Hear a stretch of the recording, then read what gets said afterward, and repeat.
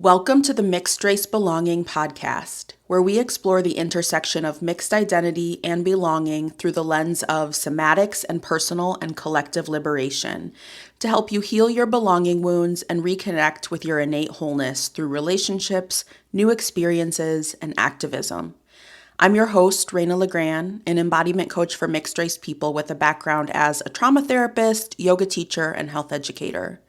The tools and insights I share with you here are the approach that has not only helped me heal my belonging wound, but also helped me help my mixed race clients do the same.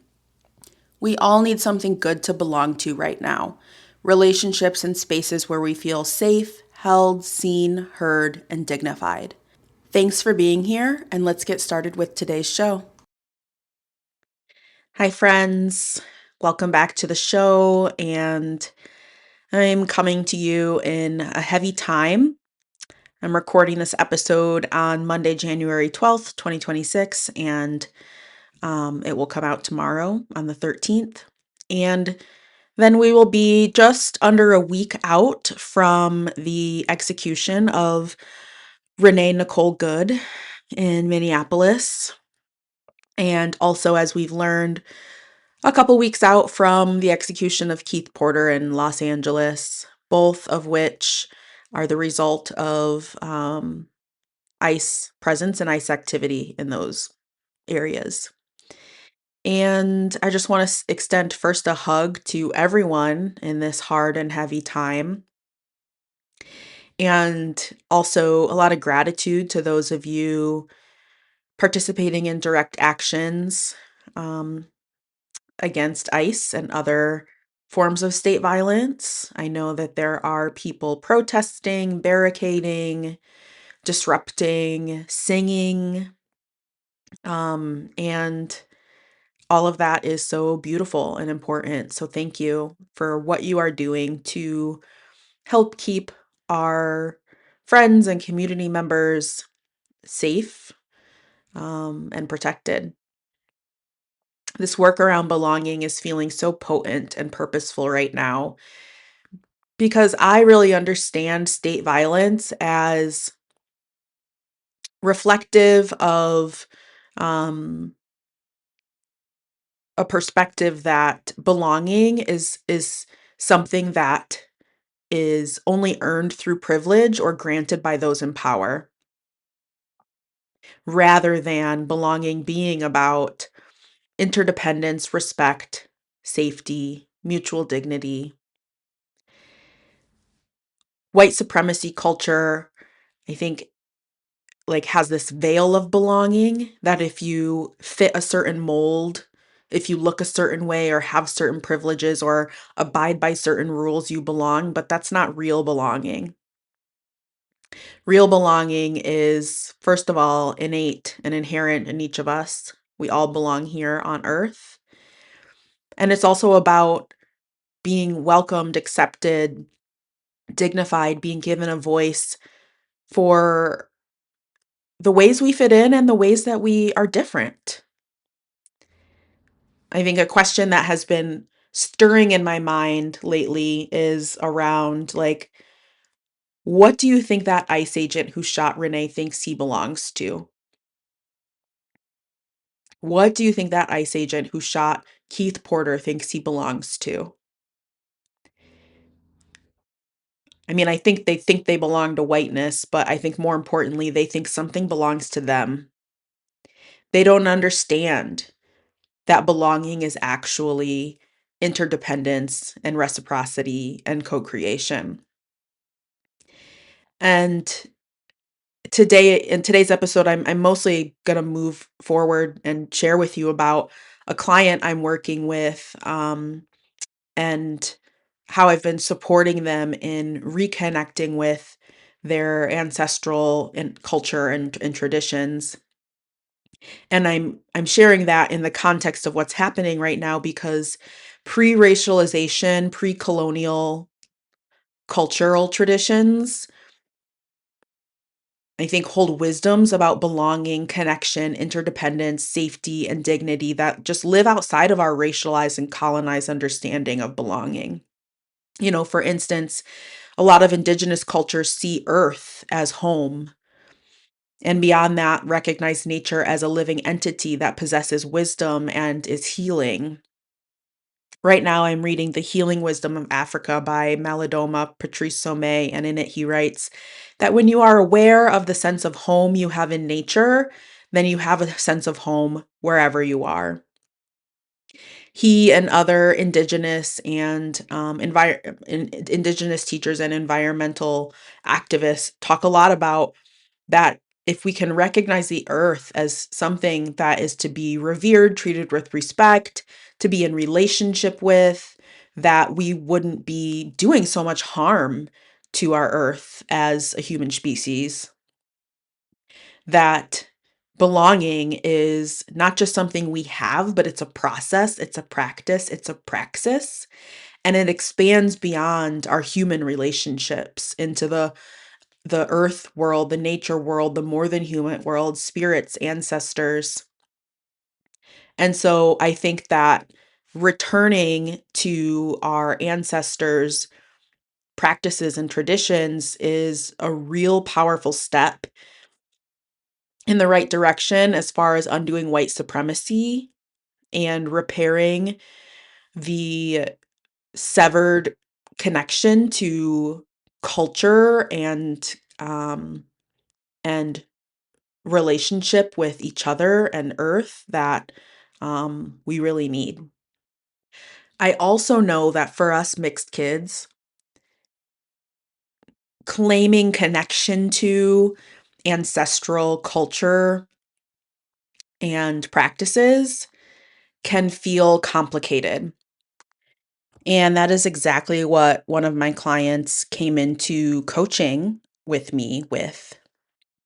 They really wanted to work broadly on not shrinking their own needs, longings, and curiosities. And part of that was feeling drawn to reconnecting with an indigenous lineage.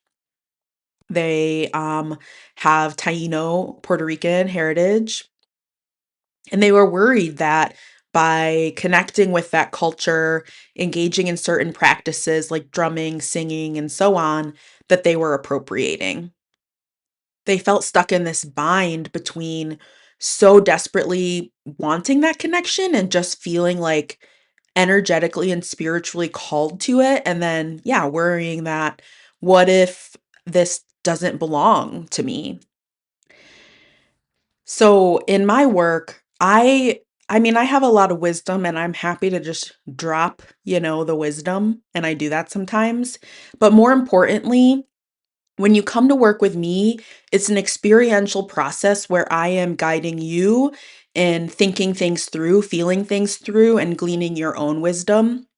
And so, what I did with this client was I actually used parts work or internal family systems therapy as a tool in our work. And I did that because they were stuck between these contradictory feelings on, yes, I should practice, I should get closer to my Taino heritage, and no, I shouldn't.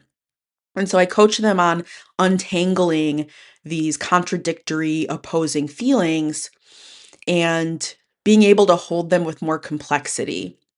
And when we did that, the way that I kind of broke it down and had them spend time at each end of the spectrum, they realized that they could own their own privilege without self selecting or self determining that these practices didn't quote unquote belong to them. And in fact, they said something so astute that I asked permission to share, which is that when we went to the end of the spectrum of, no, you're not allowed to practice Taino culture, they had this thought come to mind that saying that it doesn't belong to me doesn't feel right. There was just something about that that did not feel wholly true.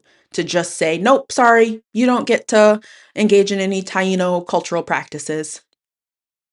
And so I introduced this concept of actually being in right relationship with the lineage.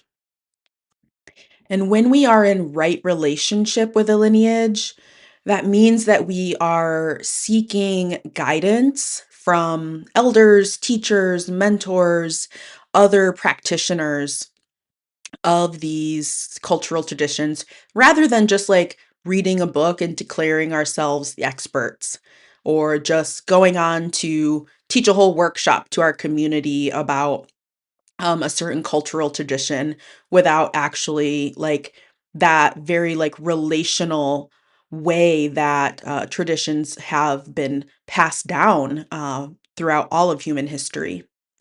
I think Western minds see returning to these things as something to gain expertise around instead of inserting yourself into it as a practice in belonging, of being held in the container of these practices and traditions.